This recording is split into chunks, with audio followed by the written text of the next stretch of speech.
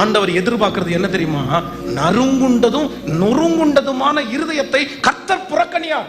அதுக்கு நிறைய பேர் சாக்கு, அந்த பாஸ்டர் சரியா, இந்த பாஸ்டர் சரியா, இந்த பாஸ்டருடைய பையன் சரியா, இந்த கொயர் லீடர் சரியா, இந்த கீபோர்டு வாசிக்கிறவன் சரியா. நான் சொல்றேன், யார் ஒண்ணு அவங்கள பார்க்க சொன்னது? கர்த்தரை தவிர வேற யாரை பார்த்தாலும் நீ விழுந்துருவ. கர்த்தரை மட்டும் பார்க்கிறவன் மட்டும்தான் ஒரு நாள் விழ மாட்டான். மனுஷனை பார்க்காத.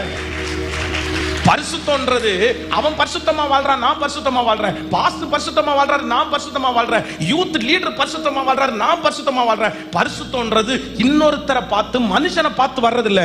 என் தேவனாகிய கர்த்தர் பரிசுத்தர். அவர் பரிசுத்தரா இருக்கிறதுனால நானும் பரிசுத்தமா வாழுவேன்.